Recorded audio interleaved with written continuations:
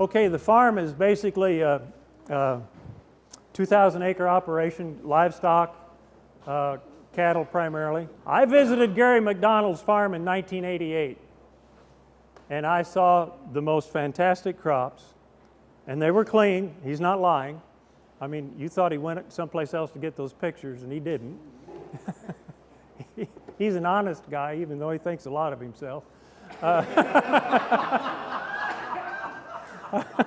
I'm sorry, Gary.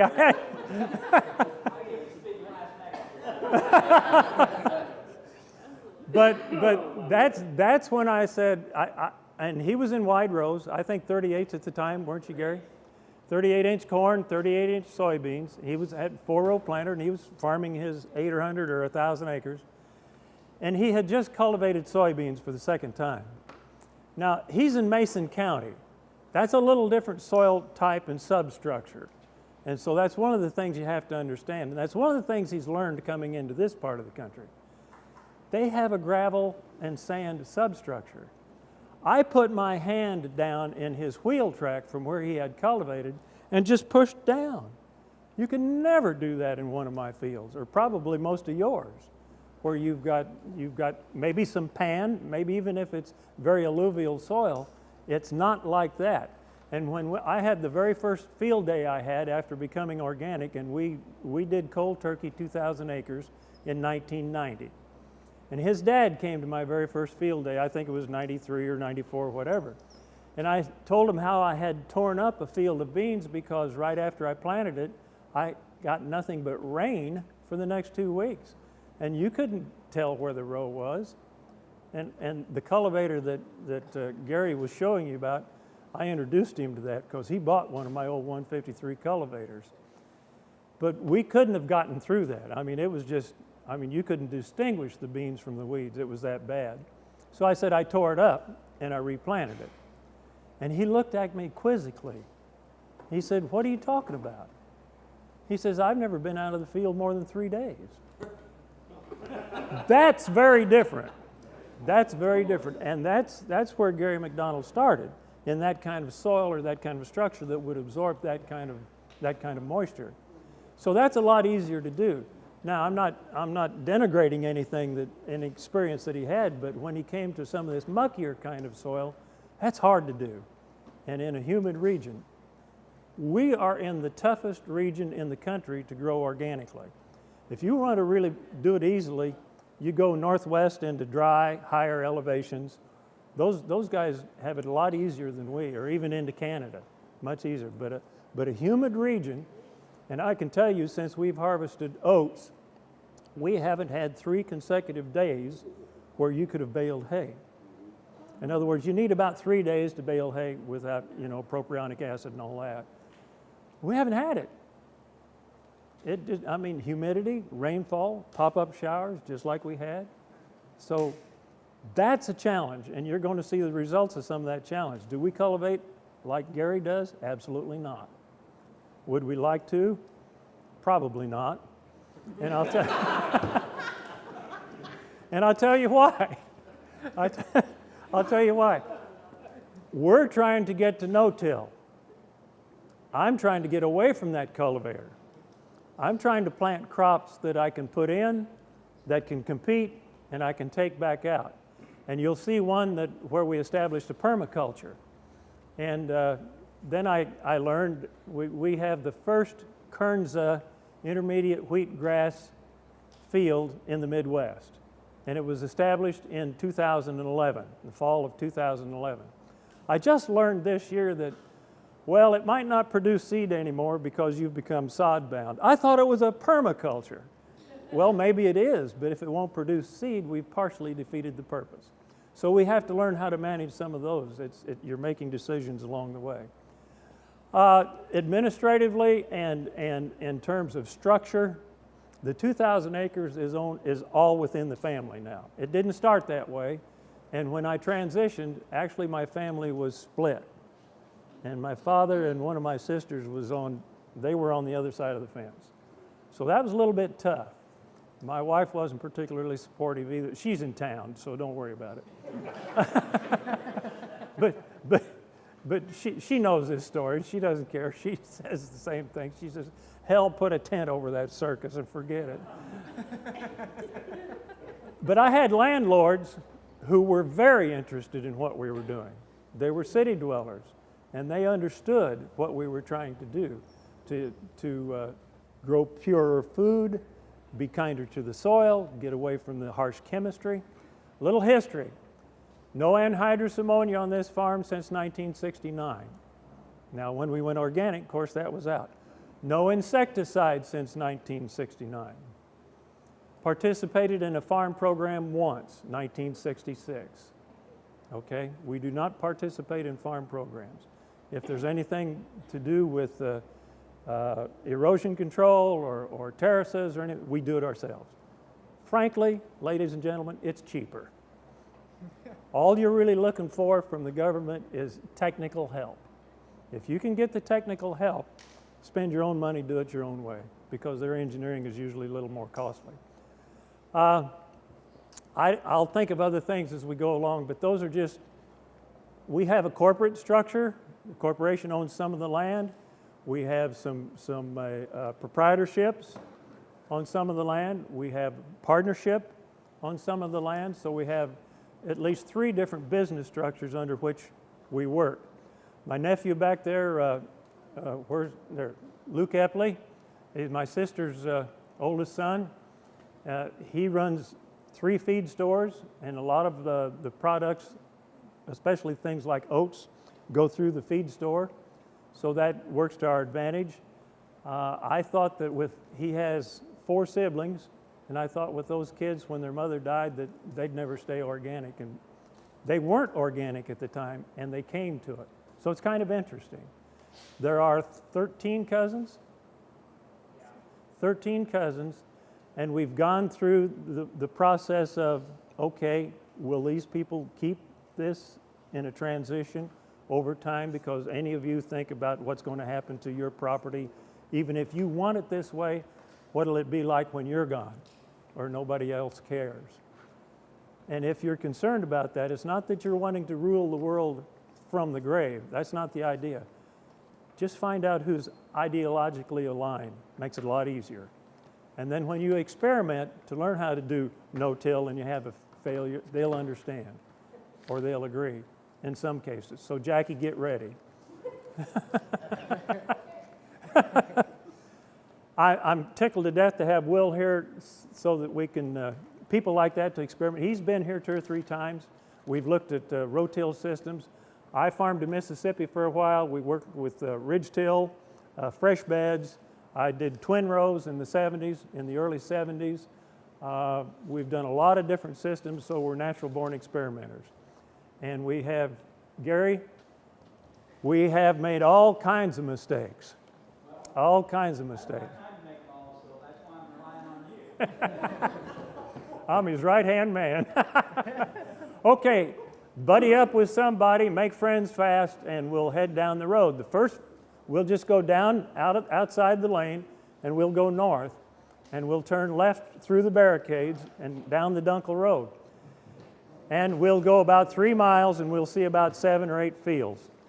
And the first field that you see, I want you to look off to the left. It's a cornfield, and you're going to see some bare spots in it.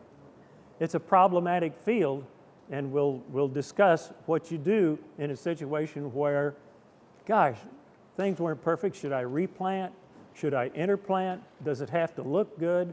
What's my neighbor got planted? Am I going to cross-pollinate Harriet? You know, that type of thing. So we'll get into that kind of a discussion. That's the way it'll start. Thank you. Good traveling. Neighbor planted corn in sometime in mid-April, and he does food grade white usually. I don't know what it is this year, but I think it's probably food grade white. So right off the bat, you get into the situation where, okay, you don't want to cross-pollinate with your neighbor, so you're going to wait a little bit. So we did, and a little bit, then we didn't get any windows. Because what you're shooting for, you'd like to see about 5 days, if you can, because that means you're going to get some pretty good weed control. And this didn't get planted until the 10th day of June. And then it was one of those deals where we can't wait any longer. And you hoe it under stress, It's been cultivated and we got pretty good control. It was a red clover field last year. It'd been hay and pasture, and typically we get pretty good control out of that. But the thing is, we're late. This is white corn. This is a specified white corn variety for a particular buyer. It was non-organic seed, but they specified this particular variety. So we have to make sure it's non-GMO. So we have to get that certificate and that assurance. If you look at the soil, we're at the edge of the Shelbyville moraine here. Highway 16 south of here is kind of the dividing line. The glaciated soils are north, but in this part, the last 20 miles are called the transition. Transition soils, there's a gravel pit right here in this same section. If you go over this hill just a little bit, there's a gravel outcropping right here. So that's some of the soil type changes we have.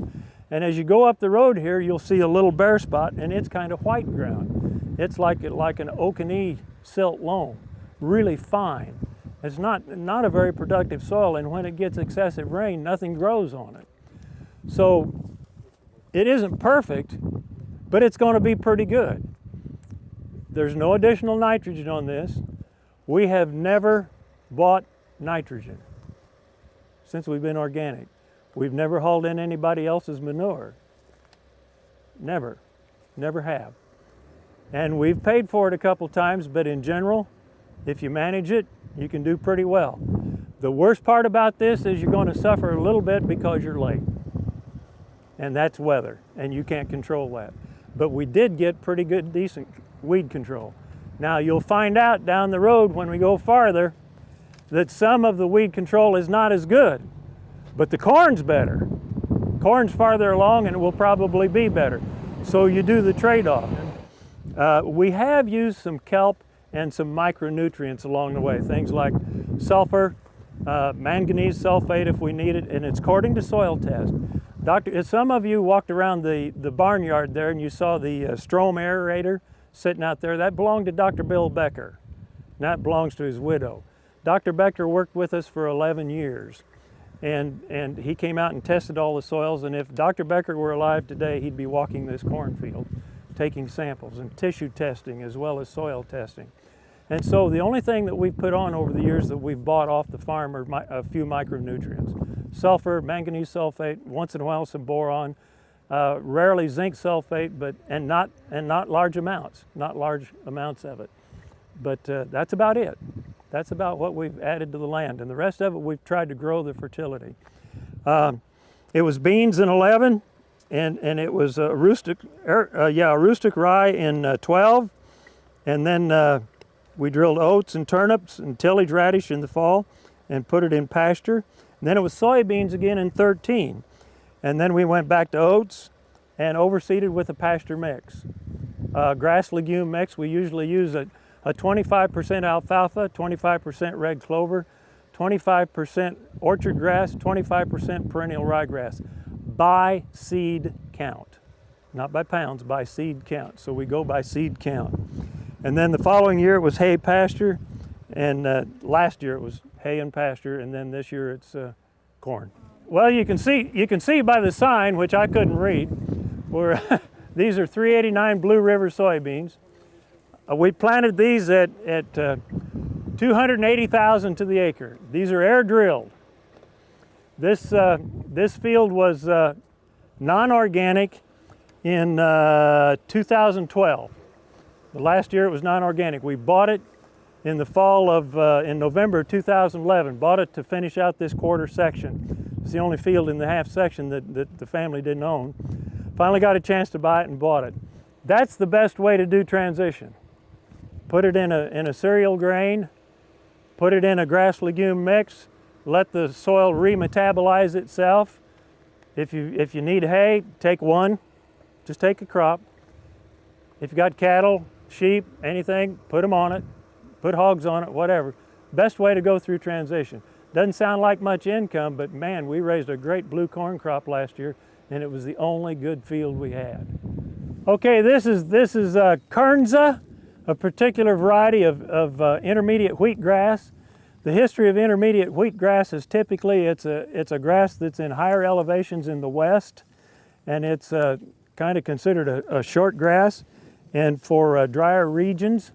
And they did some work with it with the Land Institute out in Salinas, Kansas. Lee DeHaan is the chief agronomist, and he developed this and selected this, and he decided that we need to try to see if it will grow in the humid Midwest.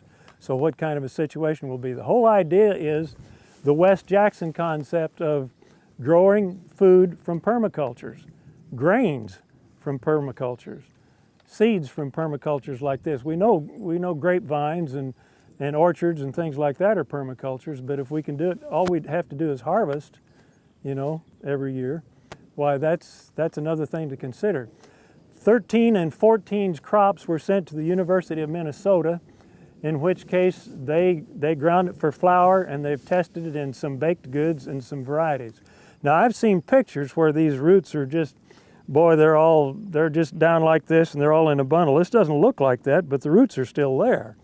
You notice, and of course when you look at some of the systems that have dug up on the side here, it's a fantastic rooting system. It's a massive rooting system. And I was telling Ted earlier, last year we had so much rain that we couldn't harvest this with the combine, and it might happen this year because it's not quite ripe. You look at less than 50% of the stalks are actually turning yellow. Most of them are still green, and some of the heads are still straight up. Well, those are too green. Here's one of the ways you tell. If you can go down the head like this and pull it off, it's probably pretty good shape. But if you get a green one, if I can get a straight green one here, and you go down and it doesn't come off, you're probably not ready to harvest. And so you got to look at your percentage as far as how to do that. And I don't know that any moisture tester is going to give it on a grass like this. The stuff we sent to Minnesota, they used it for flour. They've made some kerns of flour, and then they're doing some other work with it, and some bakers are experimenting with it. But the whole idea is, you get a permaculture, you should be building your soil, and it's not being disturbed. One of the things that Lee DeHaan told me, though, that if you want to continue to produce seed in this particular situation, you might have to go in and till it. Till it? Well, he said cut some strips. He says because it'll get sod bound and maybe not produce seed. So it's going to still produce forage, but maybe not seed. Now it's still a permaculture, but we've partially defeated the purpose of what we were looking for. Yeah, but Excellent, I think. I think it'd be excellent. What I was telling Ted is when we baled this last year, it was past prime. We got 5.5 tons to the acre. We fed it to fats over the winter. Well, typically you want to give them the best you have. They ate it all, didn't they, Dale? They cleaned it up. good on it, Yeah, they did very well. I don't know what kind of gain we got because we didn't test that, but we sold all the animals. So when did you plant this field? In September of 11. So this Have is, you ever tried to strip yet? No. Break up the side? no, I have not, and don't know that I will. What I'll try to do, and what we plan to do with this, is if we get seed off of here and it's good viable seed, we spend several hundreds of dollars every year on orchard grass seed, perennial ryegrass seed mixing with our legumes. We're going to try to mix the wheatgrass with it and see how it adapts. And if the wheatgrass adapts as well as the orchard grass and the perennial ryegrass, especially as a forage, and if we can get it established in that like 1 year's time, then my God, that's a lot cheaper than what we've been doing. How'd you seed this, Jack? I seeded this with a brilliant seeder. I came in and light disked it, and it was pretty powdery and fairly dry, and then I borrowed Barely covered. I borrowed a brilliant seeder from a neighbor, from Eric Denton. I borrowed it and planted it that way. And we seeded it at 10 pounds the acre. They sent me 100 pounds, and this is a 9-acre field, but with points and everything. We put 100 pounds on this field. That was it. And then we just let it go. Now we had this is a 9-acre field, so we do a lot of experiments here. We had experimented for 3 years, 3 different times prior with Kura clover, because we were trying to get into a position where we could no-till into a standing legume crop. We could never get Kura clover to survive. We just didn't have enough of a stand. The plan for the field across the road, now this is a field that was in soybeans last year and rye that didn't die. So we left the rye and we harvested it. Soybeans didn't make much, but the rye didn't make much either, did it? It wasn't all that good. Now that's basically straight foxtail. We haven't overseeded anything in there. We'll go in there and till that up in the next month, and we're going to plant hairy vetch in there. That field right there was a hairy vetch seed field 2 years ago, 3 years ago. It was a hairy vetch seed field, so we have hairy vetch. Hairy vetch improves as a seed for about 5 years in the bin. Hairy vetch, you'll get about 75% germination the first year. About 25% of hairy vetch is going to be hard seed. If you keep it for a while, it'll improve with germ over time, up to about 5 years. So we're going to plant our hairy vetch in that field with the idea of no-tilling corn into it next year. That's the plan. We'll probably mix some oats with it.